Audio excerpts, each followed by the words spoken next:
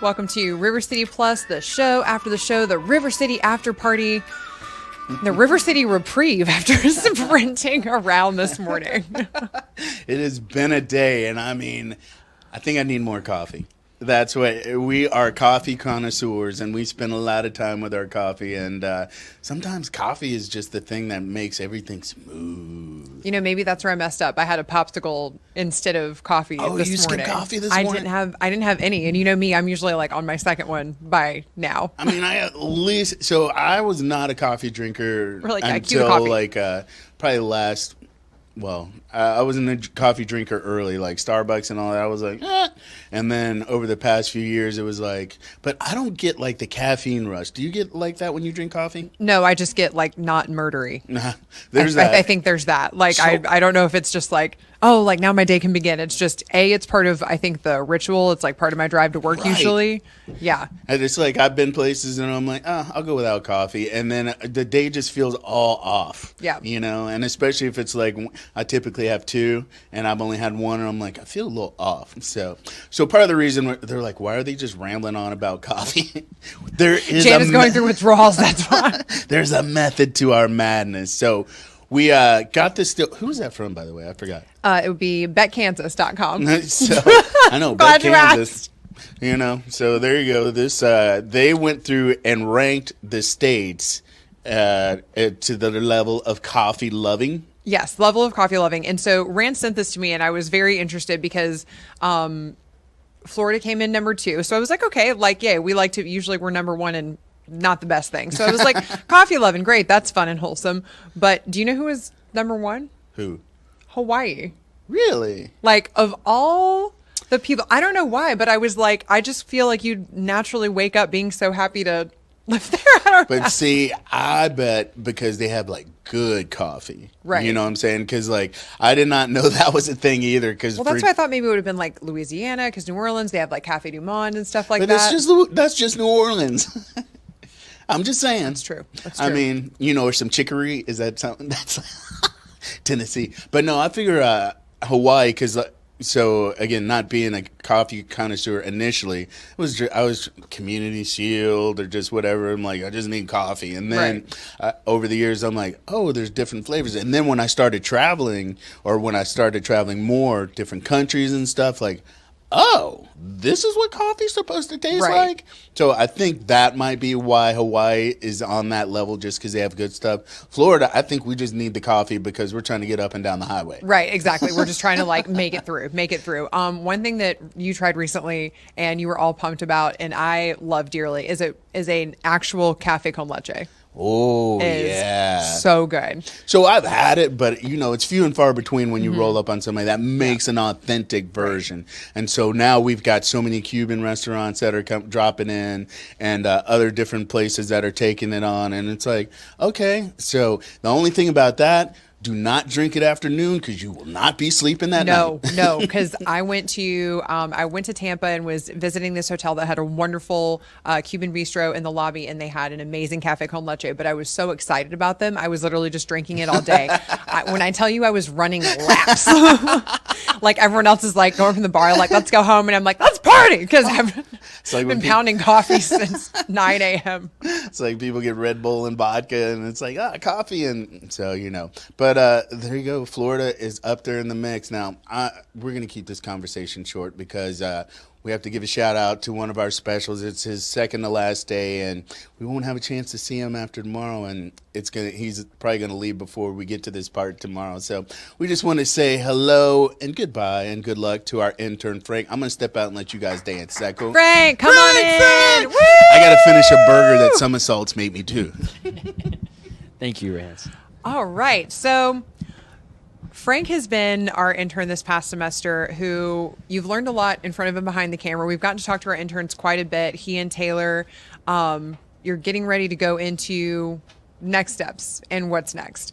One thing that you really want to do is be able to like host and produce. So what can we expect from you?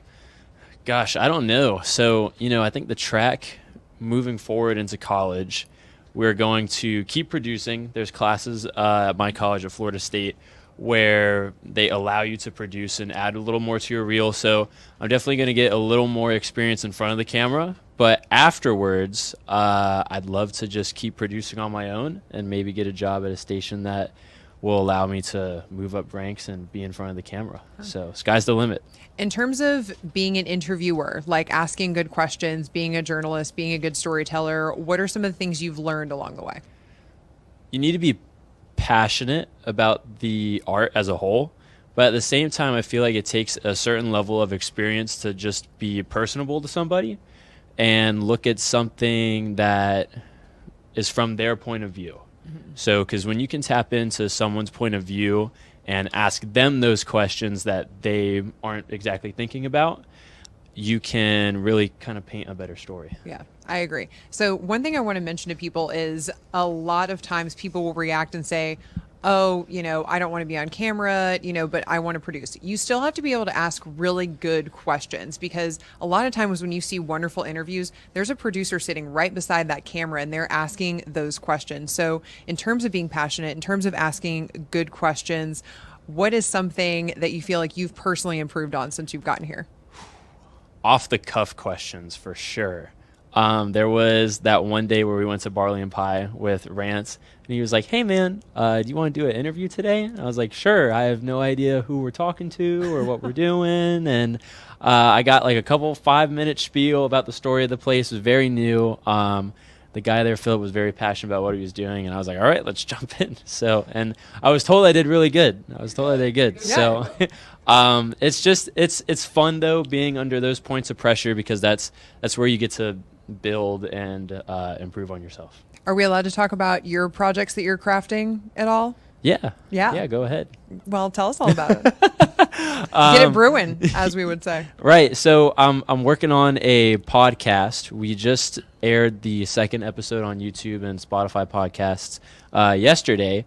And this Sunday, we're actually going to Barley and Pie. Philip gave me a thumbs up. So I'm interviewing one of my friends from seminary. Have no idea what you do there. So I thought it'd be an interesting point of view. But we also bring on the owner of the brewery. So just to give the Jacksonville, St. Augustine area a little bit of a shout out, tell their story as well, and bring people on in. So wherever their fun brewing adventures are. So. And I think it's fantastic you found a way to combine storytelling and a passion that you have for craft brewing and the art of being a brewmaster. And it's something I would really encourage anyone who's looking to intern, looking to step into something different, is just start. You can really get caught up, and we even had this conversation when you got here with Vaughn, you can get really caught up and bogged down in the equipment and the lighting and the crap that you need, that you think you need to execute it. But the reality is you just need a passion for what you're going to be doing, have a clear mission, have a clear ask if you're going to request other people to be involved. One thing that Frank did that I was very, very proud of, I said, get a one-page together to just, when you reach out to people, so they know what the heck you want from them, how they can help you, and what the final product's going to look like. And he did it, and he did it overnight. So just going and executing is something I think you have a real skill in. I'm excited to see where that goes next.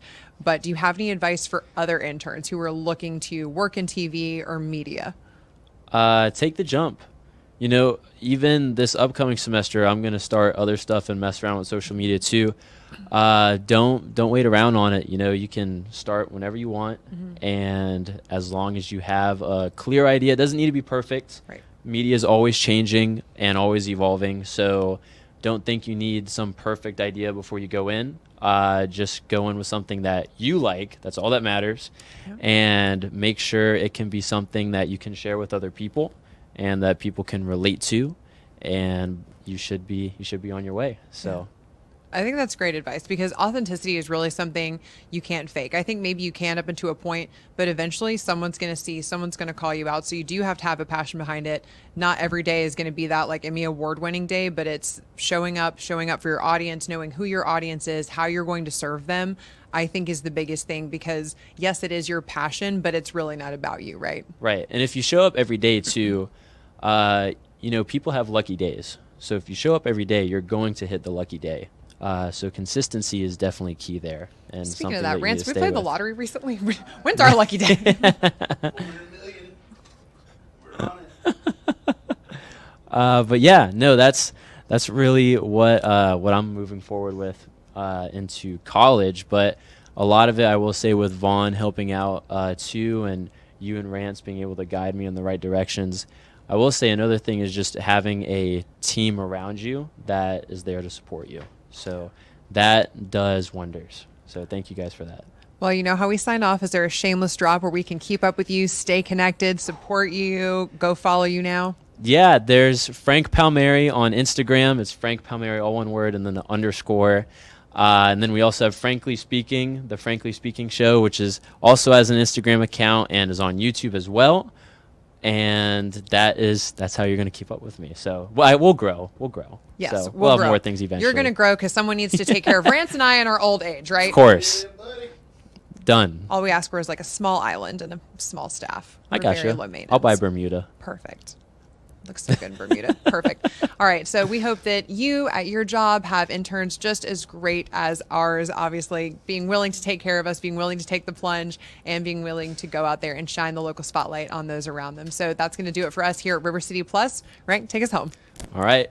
Thank you so much for watching, and we will see you tomorrow they will see you tomorrow at 9:30. I will be behind the camera on River City Live. Yes.